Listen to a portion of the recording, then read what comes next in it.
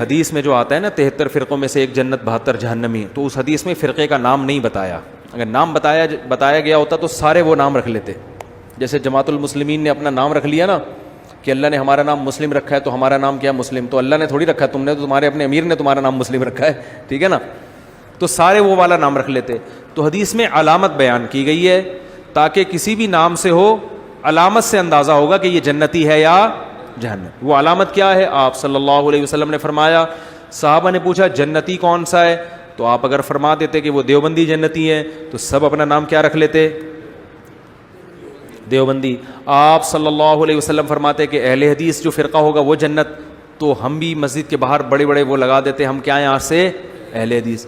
آپ صلی اللہ علیہ وسلم فرما دیتے کہ جی وہ بریلوی جنت میں ہوں گے, تو میری پگڑی کا رنگ فوراً سے پہلے چینج ہو جاتا, یہاں نقش پاک کے نشانات ہوتے, اور ایک پیلی چادر ہوتی, چپل کا رنگ پیلا ہوتا. صلو علی الحبیب. مزہ آتا کہ نہیں آتا؟ صلو علی الحبیب. تو اگر آپ صلی اللہ علیہ وسلم فرما دیتے وہ شیعہ ہوتے تو یہاں 5 انگلیوں کے نشانات آپ دیکھ رہے ہوتے, ٹھیک ہے نا. کنڈے پہ آپ لوگوں کو میں بلاتا, میں ہر رجب کو کنڈے کا کنڈا نکال دیتا ہوں, میں کہتا ہوں یہ ثابت ہی نہیں ہے, تو کنڈوں کا کنڈا نہ نکالتا میں, بلکہ کنڈوں پہ بلاتا, خود بھی جاتا, اور جو کچھ شیعہ حضرات کرتے ہیں وہ کر رہا ہوتا. تو آپ صلی اللہ علیہ وسلم نے کسی فرقے کا نام مینشن نہیں کیا, بلکہ آپ نے علامت بیان کی.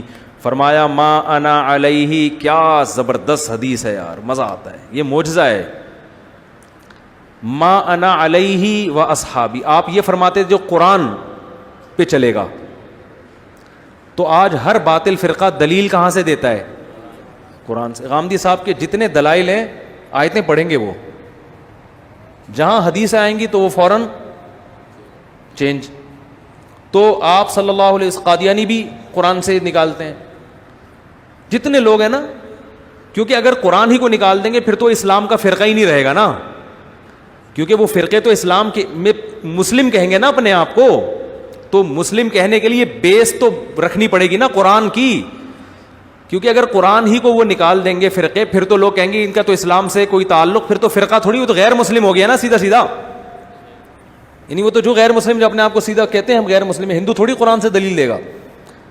تو اس لیے آپ نے یہ نہیں فرمایا قرآن سے دلائل دیں, فرمایا نہیں ما انا علیہ, جس راستے پر میں ہوں, و اصحابی, اور میرے صحابہ. کیا مطلب؟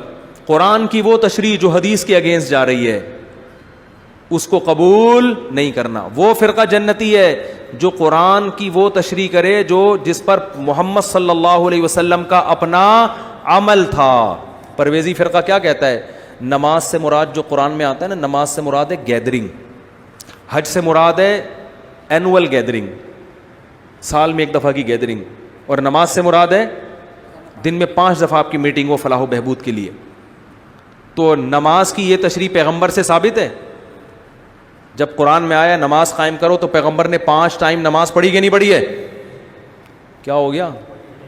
حج کیا کہ نہیں کیا؟ جیسے کیا ویسے کرنا پڑے گا آپ کو. تو قرآن کی وہ جو پرویزی, قرآن کو اہل قرآن کہتے ہیں اپنے آپ کو, تو نبی نے فرمایا جس پر میں ہوں. کیا مطلب؟ قرآن کی وہ تشریح جو حدیث کے خلاف ہے, جو نبی کے خلاف ہے, نبی کے طریقے کے, وہ تشریح بولو نا نہیں چلے گی. آگے اتنا بھی کافی نہیں ہے, کیونکہ بہت سے لوگ حدیث کو فالو کرتے ہیں, ہر مسئلہ کہاں سے بیان کرتے ہیں؟ بولتے کیوں نہیں بھائی؟ ہر مسئلہ حدیث. تو آپ نے فرمایا وہ اصحابی, اور میرے صحابہ بھی اس پر چلتے ہوں. 3 طلاق کے مسئلے میں کوئی ایک صحابی سے دکھا دے, کوئی ضعیف حدیث دکھا دے جنہوں نے ایک مجلس کی 3 کو ایک کہا ہو, میں بیان کرنا چھوڑ دوں گا ہمیشہ کے لیے. اور آج دھڑا دھڑ 3 کو ایک کر کے بیویوں کو, حرام بیوی کو کیا کیا ہوا ہے لوگوں نے؟ حلال کیا ہوا ہے. تو نبی نے فرمایا جس پر میرے, اور میں آپ کو بہت سے فتاوی صحابہ کے صحیح سند سے دکھا دوں گا, ایک مجلس میں کوئی 3 دے کر آیا, سب نے کیا فتویٰ دیا؟ 3 کا. حدیثوں کی ایسی تشریح جو صحابہ کے کیا ہو. میں نہیں کہہ رہا اہل حدیث جہنمی ہے, لیکن اہل حدیث کا یہ مسئلہ جو ہے یہ قرآن و حدیث کے بالکل اگینسٹ ہے. تو ما انا علیہ, جس پر میں اور میرے, بولتے کیوں نہیں؟ صحابہ. تو آپ کہو نا میں بس قرآن و حدیث کو مانتا ہوں, غلط. قرآن حدیث کے ساتھ کس کو ملانا پڑے گا؟ صحابہ. وہ قرآن و حدیث جس پر صحابہ نے عمل کیا ہو. اگر وہ صحابہ ہی کی سمجھ میں نہیں آیا تو اس کا مطلب وہ آپ کی اپنی رائے ہے, وہ قرآن و حدیث نہیں ہے. اخپل رائے کو آپ قرآن حدیث کا لیبل لگا کے مارکیٹ میں لانچ کر رہے ہو, یا حدیث نہیں ہے, حدیث اس کے اگینسٹ جا رہی ہے. حدیث سے مراد نبی کا اپنا عمل جو تواتر سے ثابت ہو, وہ اس کے خلاف جا رہا ہے, تو اس کا مطلب آپ جو قرآن کی تشریح کر رہے ہو وہ آپ کی اپنی رائے ہے, قرآن اس کا ذمہ دار نہیں ہے. تو تین چیزیں ملیں گی جس میں یہ تینوں علامتیں پائی جائیں گی, قرآن, حدیث اور صحابہ. صحابہ میں صرف اہل بیت نہیں ہے, وہ اصحابی جو میرے ساتھی ہیں. ساتھی کا لفظ بتا رہے کہ چاہے وہ اہل بیت میں ہوں یا نہ ہوں. یہ جو اہل بیت کے ساتھ خاص کر دیا اس کی کوئی دلیل نہیں ہے. اہل بیت سے محبت ہمارے ایمان کا جزو ہے, ان کو اللہ نے بڑا مقام دیا ہے, مگر جب صحابی کا لفظ آئے گا تو چاہے وہ اہل بیت ہوں یا اہل بیت کے بغیر ہوں. اور صحابہ میں سب سے پہلے حدیث سے پتہ چلتا ہے کہ 4 صحابہ سب سے پہلے ہیں ان میں, ابو بکر, عمر, عثمان اور علی, کیونکہ حدیث میں آتا ہے میری اور خلفائے راشدین کی سنت کو لازم پکڑو. تو وہ ایسی تشریح جو خلفائے راشدین نہ کر رہے ہوں وہ بھی غلط ہے, خلفائے راشدین اس کے اگینسٹ جا رہے ہوں وہ بھی کیا ہے, بولتے کیوں نہیں بھائی, غلط ہے. تو صحابہ میں سب سے پہلا مقام کس کا ہے, خلفائے راشدین کا, حضرت ابو بکر کا, عمر, عثمان اور علی رضی اللہ عنہم اجمعین. ان کے فیصلوں کا بڑا اعتبار ہے. تبھی ائمہ اربعہ جو ہے نا, چاروں امام, ابو حنیفہ, مالک, شافعی, حنبل, امام احمد حنبل, انہوں نے صحابہ کے عمل کو بہت فوکس کیا ہے. کوئی حدیث کی ایسی تشریح نہیں کی ہے جو صحابہ کے بالکل اگینسٹ جا رہی ہو. آج کل لوگ ہیں اٹھ کے بس کہتے ہیں ہم اماموں کو نہیں مانتے, ہم تو قرآن حدیث کو مانتے ہیں.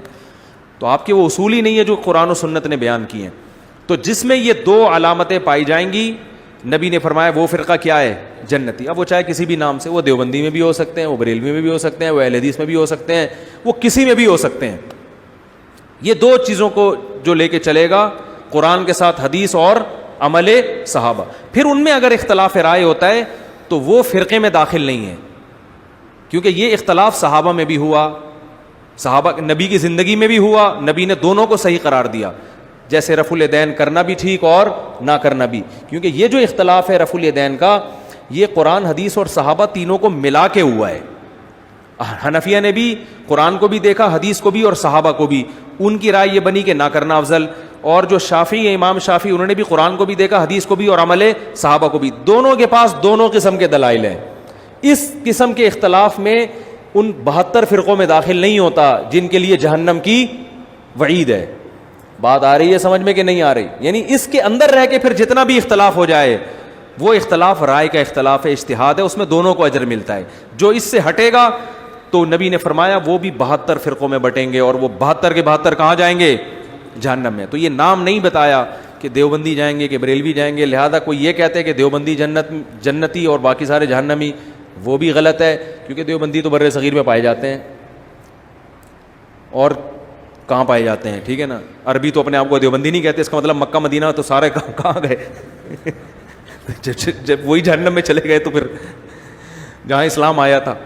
اور کوئی کہتا ہے بریلوی جہنم میں جائیں گے, سوری جنت میں جائیں گے, اگر بریلوی یہ کہتے ہیں تو بریلوی تو اور تھوڑے ہیں مارکیٹ سے بالکل, وہ تو صرف پاکستان اور بنگلہ دیش اور انڈیا میں پائے جاتے ہیں. باقی میں 12 ربیع الاول کو ملیشیا میں تھا, پتہ ہی نہیں چل رہا تھا کہ 12 ربیع الاول ہے.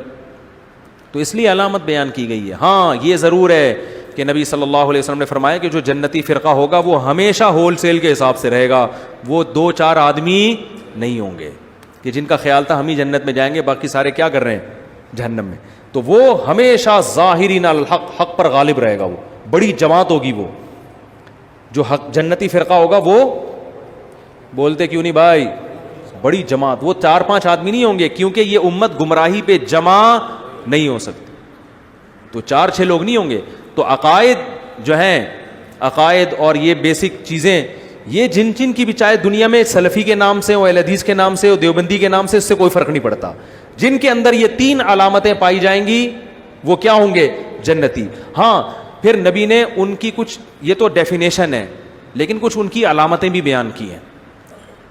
فرمایا کہ وہ لا یزالو طائفۃ من امتی, میری امت کی جو حق جماعت ہوگی نا, ان میں ایک خاص بات ہوگی, لڑتی رہے گی. وہ کیا کرے گی, ان عقائد کے حامل لوگ جہاد, بولتے کیوں نہیں بھائی, کرتے رہیں گے. تو آج دیکھ لو دنیا میں جہاد کہاں ہو رہا ہے, کون کر رہا ہے.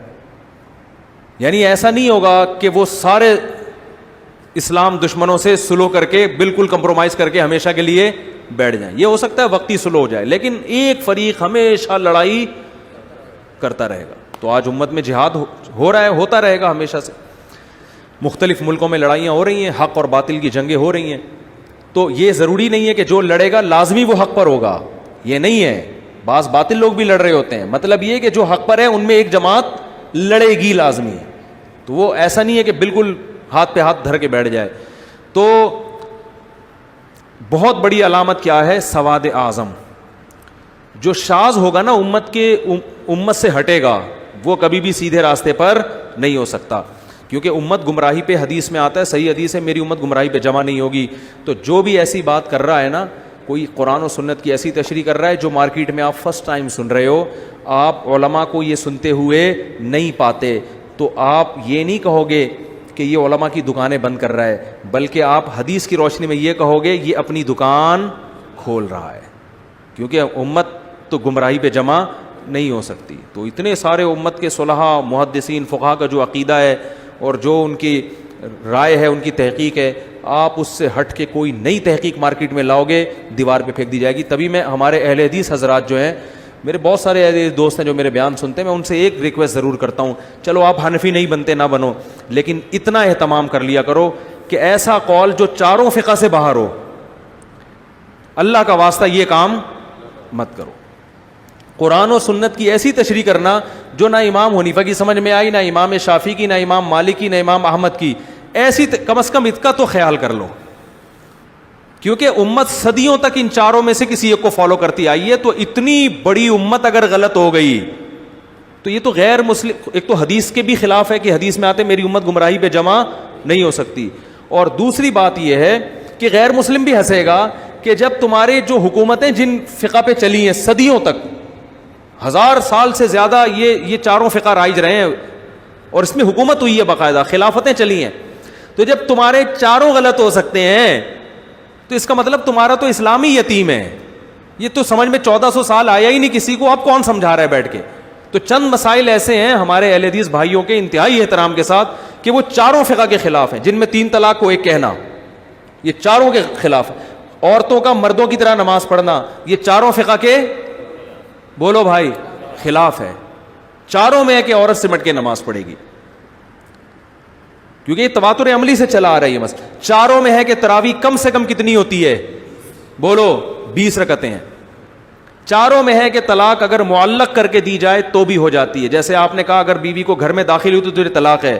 چاروں فقہ میں ہے کہ اگر گھر میں داخل ہوئی تو طلاق ہوگی, قسم کا کفارہ نہیں ہوگا. بعض اہل حدیث کہتے ہیں قسم کا کفارے سے کام چل جائے گا, ایسا نہیں ہے. گھر میں داخل ہوگی تو, اور یہ ریورس نہیں ہو سکتے یہ الفاظ ڈیورس کے. تو اس طرح چند مسائل ایسے ہیں کہ اگر اہل حدیث حضرات اس میں اپنی رائے اجماع امت سے نہ ہٹائیں تو یہ ان کے لیے بھی بہتر ہے, اور امت جو ایک اختلاف, اسی طرح جو ہر قسم کے موضوع پہ مسا کر لینا, کچھ بھی پاؤں پہ چڑھا لیا مسا, یہ بھی نہیں ہوتا. تو کچھ اس کے شرطیں, ہر فقیہ نے کچھ نہ کچھ شرطیں لگائی ہیں موضوع پہ کہ مسے پہ جواز کے لیے. اور لگانے کی وجہ کیا ہے کہ قرآن کہہ رہا ہے کہ پاؤں دھو, تو اس قرآن سے نکلنے کے لیے دلیل مضبوط ہونی چاہیے. وہ جو آپ حدیث پیش کرتے ہیں کہ جوربین پر بھی مسا ہے, اس حدیث کا یہ مفہوم نہیں ہے. حدیث میں خفین کو بھی جورب کہا گیا ہے, کیونکہ عربی زبان میں خفین پر بھی جورب کا اطلاق ہوتا ہے. تو آپ حدیث کی ایسی تشریح کیوں کر رہے ہو جو پوری امت نے نہیں کی؟ تو وہ تو یہ جو پرویزی لوگ ہیں نا, جو منکرین حدیث ہیں, یہ بھی تو قرآن سے کہیں نہ کہیں نکال لیتے ہیں نا. تو بات صرف قرآن و حدیث سے نکالنے کی نہیں ہوتی, قرآن و حدیث کی ایسی تشریح کرنا جو پوری امت سے ہٹ کرو, یہ تشریح قابل اعتبار نہیں ہے. امت کو درمیان میں لانا پڑے گا آپ کو, امت کو سائڈ پہ نہیں رکھ سکتے آپ, کیونکہ امت پہ اعتماد ختم کر دیا تو یہ قرآن پہ اعتماد ختم, کیونکہ ہو سکتا ہے امت نے قرآن ہی غلط پہنچایا ہو. آپ کہہ سکتے نہیں قرآن کی حفاظت کا تو اللہ نے وعدہ کیا, تو یہ کس نے کہا؟ یہ بھی تو امت نہیں بتایا نا کہ یہ والی آیت بھی قرآن میں ہے کہ جس میں آتا ہے. تو اجماع امت اس امت میں بہت بڑی دلیل ہے, کیونکہ یہ امت گمراہی پہ جمع نہیں ہو سکتی. وجہ کیا ہے کہ نیا نبی نہیں آ سکتا. اب یہ امت من حیث الامہ معصوم ہے, کیونکہ پہلی امتیں گمراہی پہ جمع ہوتی تھی, نیا پیغمبر آتا تھا. اب نیا پیغمبر نہیں آئے گا. اب امت اگر گمراہی پہ جمع ہو گئی تو قرآن پہ بھی اعتماد ختم, بخاری پہ بھی, مسلم پہ بھی, سب کتابوں پہ اعتماد کیا ہو جائے گا؟ ختم. کہ یار ان سے اگر یہاں غلطی ہوئی ہے تو ہو سکتا ہے قرآن نقل کرنے میں غلطی ہوئی ہو. تو ہمیں ہمارے نبی نے پہلے ہی بتا دیا, بھائی امت میں 2-4 لوگ تو غلط ہو سکتے ہیں, پوری امت غلط ہو جائے یہ میری امت میں ایسا اللہ ہونے نہیں دے گا. تو صدیوں سے جو مسائل اتفاقی چلے آ رہے ہیں نا, تو ان کو کم از کم اتفاقی رہنے دیا جائے. اور ہمارے کسی اہل حدیث بھائی کو ان مسائل میں اگر وہ سمجھتے ہیں کہ نہیں قرآن حدیث کی دلیل مضبوط ہے, عورت کو چاہیے مردوں کی طرح نماز پڑھے, 3 طلاقیں 1 ہوتی ہیں, تراویح 20 کے بجائے 8 رکعتیں ہوتی ہیں, یہ اجماعی مسائل میں وہ جہاں بھی کوئی بڑے عالم ہوں تو میں بیٹھنے کے لیے تیار ہوں. لائیو کیمرہ چلا دیں, میں ان سے اس میں قرآن و سنت کی روشنی میں ڈسکشن کروں گا. کتنی بڑی بات کر دی میں نے. آپ کہتے ہیں نہیں ہم تو قرآن حدیث کو مانیں گے, اماموں کو نہیں مانیں گے, تو چلو قرآن حدیث ہی پہ بات ہوگی. میں بیٹھوں گا آپ کے سامنے, لائیو کیمرہ چلے گا اور ہم لائیو چلائیں گے, لوگ دیکھیں گے کہ دلائل کی دنیا میں چاروں اماموں کا مذہب مضبوط ہے یا آپ کی رائے. 8 رکعت تراویح میں ثابت کروں گا کہ یہ صحابہ کا مسلک بولو بھائی نہیں ہے. 3 طلاقوں میں ثابت کروں گا کہ قرآن و سنت سے 3 ثابت ہوتی ہیں. خواتین اور مردوں کی نمازوں میں جو سمٹنے کا مسئلہ ہے وہ بھی میں ثابت کروں گا. بات آ رہی ہے سمجھ میں؟ تو ہم بیٹھ جاتے ہیں کہیں بھی, لیکن اس میں ہوتا یہ کہ ہر چھوٹا موٹا آدمی اٹھ کے نا اپنے آپ کو مشہور کرنے کے لیے آ جاتا ہے کہ میں لائیو کیمرے میں آپ سے مناظرے کے لیے تیار ہوں. اس کا نقصان یہ ہوتا ہے کہ دنیا میں بعض دفعہ کوئی کسی کو جانتا نہیں ہے تو وہ کسی مشہور آدمی کے ساتھ بیٹھ کر اپنے آپ کو مشہور کرا دیتا ہے. کہتے ہیں مناظرہ جیتیں ہاریں, چکر میں تو ڈال دیا نا, مشہور تو ہو جائیں گے, لوگ کہیں گے وہی جا رہا ہے جو مفتی صاحب کے ساتھ بیٹھا ہوا تھا. تو اس لیے اس میں اصول یہ ہوتی ہے کہ وہ ان کا کوئی ذمہ دار آدمی ہو, اور میں مناظر ہوں نہیں, میں کوئی پھڈے باز نہیں ہوں, میں تو آرام سے محبت سے بیٹھ کے بات کروں گا. تو آپ دیکھیں گے کہ دلائل کی دنیا میں جو چاروں فقہا کا مذہب ہے وہ کیا ہے, وہ مضبوط ہے. تو عورتوں مردوں کی نماز میں جو آپ کہتے ہیں نا کہ حدیث نہیں ہے, حدیث اور بہت سارے مسائل میں نہیں ہے, لیکن آپ اجماع امت کی وجہ سے ان کو مانتے ہو, تو یہاں بھی آپ کو اجماع امت کی وجہ سے ماننا پڑے گا کہ عورت کو سمٹ کے نماز کا حکم ہے اور مردوں کی طرح نماز پڑھے. آپ کو اجماع امت کی وجہ سے ماننا پڑے گا. باقی پھر ہمارے اہل حدیث بھائی ایک بات کرتے ہیں کہ یہ دکھاؤ حدیث میں کہ عورت سینے پہ ہاتھ باندھے گی, عورت رکوع یوں کرے گی, عورت دونوں پائیں دائیں طرف نکالے گی. ہر جزیے کا ذکر نہیں ہے. جب سمٹ کے نماز پڑھنا ثابت ہو گیا تو سمٹنے کی تفصیل ہر فقیہ نے اپنے حساب سے بیان کی ہے. اس میں ہر جزیے پر الگ سے دلیل کی ضرورت نہیں ہوتی. کسی نے کہا سمٹنا اس کو کہتے ہیں کہ پاؤں یوں نکالے, کسی نے کہا سمٹنا اس کو کہتے ہیں. تو سمٹنا ثابت اجماع سے ہوتا ہے, باقی سمٹنے کی کیفیات میں اجماع نہیں ہے. وہ ہر فقیہ ہر مجتہد نے اپنے حساب سے بیان کیا اس کو. آپ تو کہتے ہو بالکل مردوں کی طرح چوڑے ہو کر نماز پڑھے گی, یہ نہیں ہے. میں سمجھا پا رہا ہوں اپنی بات کے نہیں سمجھا پا رہا.